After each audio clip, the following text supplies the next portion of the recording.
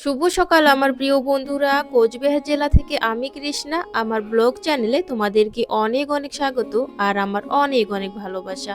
তোমরা যে যেখান থেকেই আমার ভিডিও দেখছো, আশা করছি প্রত্যেককেই ভালো আছো, সুস্থ আছো। আমরাও ভালো আছি।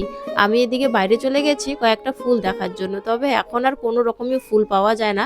শুধু গাঁদা ফুল ছাড়া আর কোনো রকমের ফুল কিন্তু এখন আর বেশি দেখা যায় না। যাই হোক, হাঁসগুলোকে ওইদিকে ছেড়ে দেওয়া হয়েছে, হাঁস বাইরে চলে গেল। আর আমি এইদিকে রান্নাঘরে চলে আসলাম। রান্নাঘর থেকে আমার বাসি কাজগুলো করা শুরু করলাম।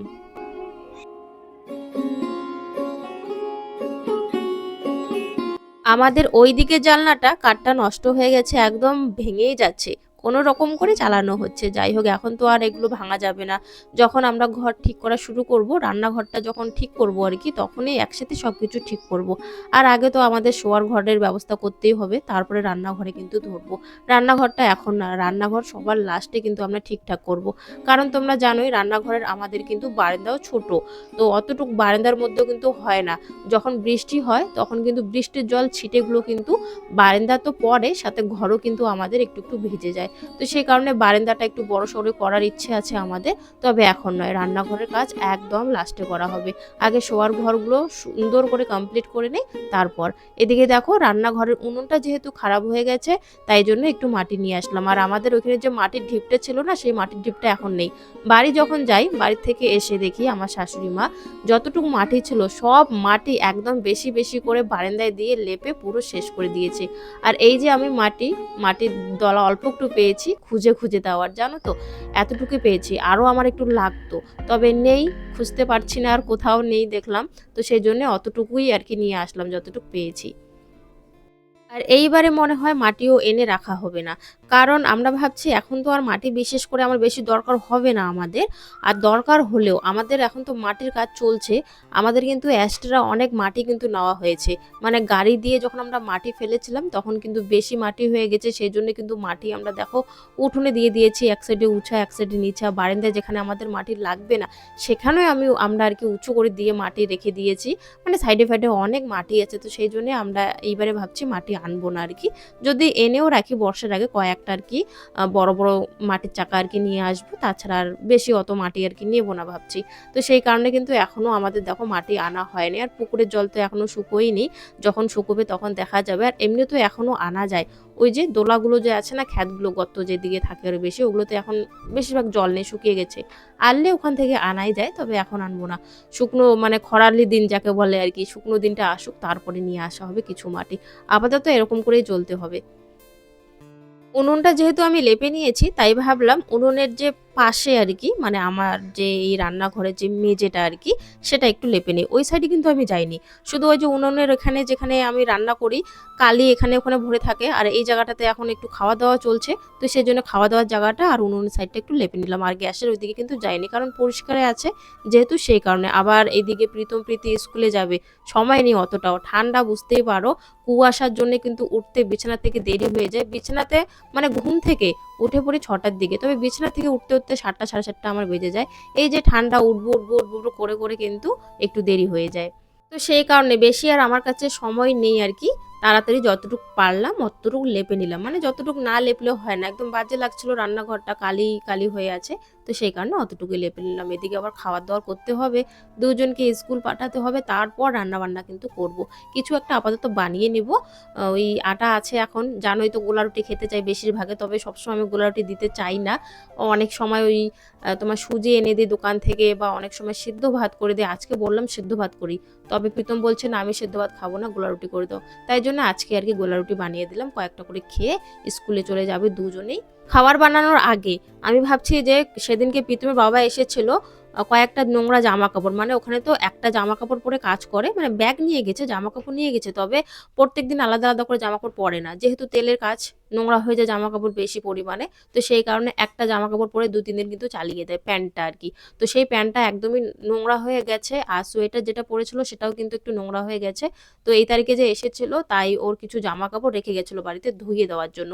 তো সেই জন্য আজকে একটু রৌদ্র উঠবে মনে হচ্ছে, তো সেই কারণে আমি গামলাটা নিয়ে নিলাম। আর গামলাটাতে সার্ফ এখন ভালো করে মিক্স করে জামা কাপড়গুলো ভিজিয়ে রাখবো।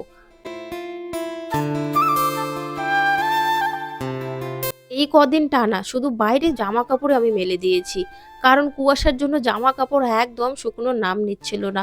তো সেই কারণে টানা আমার অনেক জামা কাপড় ধুয়ে দিতে হয়েছে, আর বাড়ির থেকে যে এসেছিলাম সেগুলো জমিয়ে রেখেছিলাম। তো কিছুদিন ধরে এত জামা কাপড় ধুতে ধুতে সত্যি আমি ক্লান্ত হয়ে গেছি। তারপরে আবার দেখো আরও কিছু জামা কাপড় রয়ে গেছে, ওর বাবা যেহেতু এসে রেখে দিয়েছে, তো আমাকে ধুতেই হবে, কিছু করার নেই। তবে আজকে ভাবছিলাম যে ধুবো না কালকে ধুবো, কারণ আমি একদম পুরো ক্লান্ত হয়ে গেছি।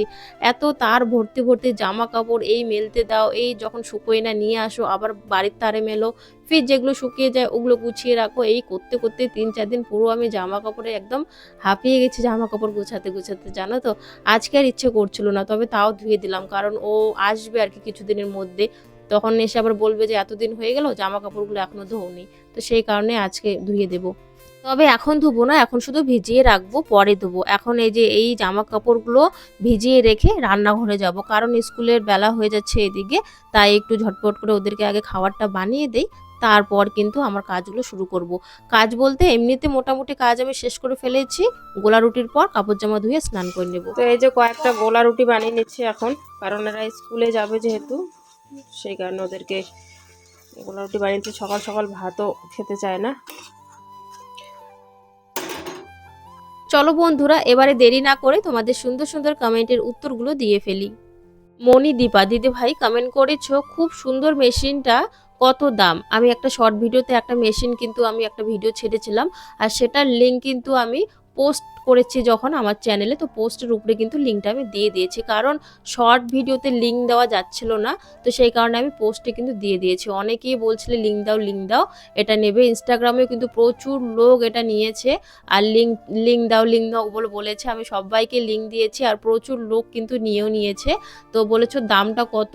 আমি কিন্তু পোস্টের লিঙ্ক দিয়েছি, লিঙ্কে ক্লিক করে তোমরা গিয়ে নিতে পারো। ওই 250 বা 280 এরকমই মেশিনটার দাম, বেশি দাম না। তবে সত্যিই বলছি, আমি নিজেই আর কি কাজ করে দেখেছি মেশিনটা দিয়ে, খুব সুন্দর কিন্তু ভালো কাজ হয়। তো অনেক অনেক ধন্যবাদ দিদি ভাই এত সুন্দর একটা কমেন্ট করার জন্য। চলো, আমার এদিকে রান্না তো হয়ে গেছে, খাওয়াও হয়ে গেছে, এখন দুজনকে স্কুল পাঠিয়ে দিচ্ছি।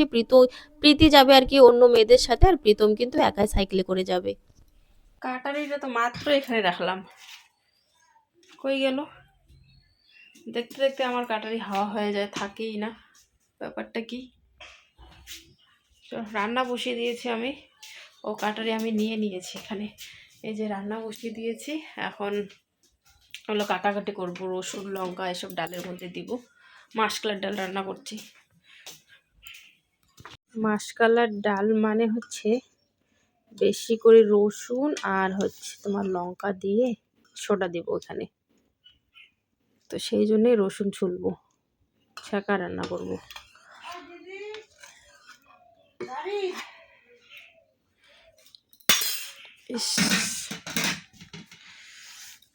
তানায়া সাহা বলেছ যে বেলুন চাকি আর শিলনোড়া এই দুটো একসাথে আর কি রাখতে হয়, তুমি গ্যাসের নিচে মানে কেন রাখো আর কি? তো শিলনোড়া তো একসাথেই থাকে আমার, আর বেলুন চাকিটা জায়গায় নেই বলে, মানে কোথায় রাখবো এটা সেই জায়গা খুঁজে পাই না বলে ওই দুটো আমি আলাদা আলাদা রাখি অবশ্য। ঠিক আছে, আমি এখন থেকে একসাথেই রাখবো। আর গ্যাসের নিচে আমার মনে হয় ওটা সুবিধে হয়, তো তো সেই জন্য আমি রুটি আর কি রুটি বেলাটা ওখানেই আর কি রেখে দেই। যাই হোক, তো ভালো লাগলো অনেকটাই কমেন্টটা পড়ে, এখন থেকে একসাথেই রাখবো আমি। তো এত সুন্দর একটা কমেন্ট করার জন্য অনেক অনেক ধন্যবাদ, অনেক অনেক ভালোবাসা আমার তরফ থেকে। এদিকে না ঘরে সোডা শেষ হয়ে গেছে, প্রীতমকে বললাম গিয়ে আমাকে একটু এনে দিতে। আর একটা কথা, প্রীতম স্কুলে যায়, স্কুল থেকে মিনিটের মধ্যেই ঘুরে আসে বাড়িতে। আমি বললাম ঘুরে আসলে কেন? তখন বললো যে স্কুলে কোনো রকমের একটা অনুষ্ঠান আছে, কারণ গতকালকে ও যায়নি যেহেতু, তো সেই কারণে ও ব্যাপারটা জানে না আর কি, তো স্কুলে চলে যায় আজকে। হয়ে গেছি এখন রেডি, প্রীতিকে যাবো আনতে স্কুলে, প্রীতি স্কুলে আছে, আনতে যেতে হবে। আর ও গেছিলো স্কুলে, স্কুল নাকি বন্ধ, করতেছে স্কুল বন্ধ, ঘুরে আসছে, মানে বন্ধ না খোলা আছে, কিছু একটা অনুষ্ঠান হইতেছে আর কি, এই জন্য ঘুরে আসছে। আর এখন আমি যাব, রান্না বান্না শেষ, এখন আমি প্রীতিকে আনতে যাব স্কুলে। তো আমাদের কিছু এদিকের আর কি ছোট ছোট ক্লাসে যারা মেয়েগুলো পড়ে, সেই তারা তো স্কুলে যায়নি, তো প্রীতি কার সাথে আসবে, সেই কারণে আমাকে এখন নিতে যেতে হবে। আর গিয়েছে মানে অনেক বড় বড় ছাত্র গিয়েছে, তবে ওদের কিন্তু ছুটি 4টার দিকে হবে, প্রীতির ছুটি 2টার দিকে হয়। তো সেই কারণে বাধ্য হয়ে আমি চলে গেলাম আনতে, নাহলে অনেকটাই দেরি হবে ওর, সেই কারণে। খাওয়া দাওয়ার পর এত ঠান্ডা লাগছে কি আর বলবো, সেই ঠান্ডা লাগছে আমার খাওয়া দাওয়ার পর। আর এখন ইস, কি চেঁচামেচি শুরু করছে। আর এখন কিন্তু বাজে হচ্ছে 4টা বাজে আর কি। প্রীতম প্রীতি বাইরে খেলছে, আমিও সোয়েটারটা পরে নিলাম, খুব ঠান্ডা লাগছে আমার। এখন একটু যাই বাইরে, যাই ওদেরকে দেখি খেলছে, একটু নজর দিতে হয় ওটাই আর কি। চলো যাই বাইরে, যাই একটু দেখি ওদেরকে। রাতে কিন্তু আমার ভাত আর ডাল ছিল, আর শুধু বেগুনটা ভাজা করেছিলাম, আর গরম গরম ভাত আমরা খেয়ে নিয়েছি। আর এখন রাতে আর কি ঘুমানোর পালা। এখন তো কোনো কিছু কাজ নেই, রাতের খাওয়া দাওয়া শেষ, সন্ধ্যের দিকে একটু বই পড়েছিল। তারপরে এই যে এখন আমি মশারিটা টাঙিয়ে দিচ্ছি, প্রীতি এদিকে মশারির ভিতরে যাবে, সমস্তটা চারিদিকে মশারিটা গুজিয়ে নেবে। আর প্রীতম দেখো ওইদিকে কি করছে, মানে প্রীতির বাবা আর কি ওটা নিয়ে এসছে, প্রীতমেরও বাবা যাই হোক নিয়ে এসছে। ওই যে এখন ট্রেন্ডিংয়ে বের হয়েছে না হেডফোনগুলো, সেগুলো নিয়ে এসছে। তো ওটা দিয়ে দেখো আয়নাতে মাথায় দিয়ে আয়নাতে গিয়ে খেলছে ও। আর প্রীতি বলছে রাগ ওটা নষ্ট হয়ে যাবে, মানে ওর জিনিস ও হাতাতে দেবে না কোনো কিছু, আবার এর জিনিস ওকে, মানে দুজনেই কারো জিনিস হাতাতে দেয় না। তুই ললিপপ কর, জামাটা খোল, জামাটা খোল, এটা থো বুনু, এটা থো ভাঙে যাবে। মশারি গোজানো চলছে আমাদের।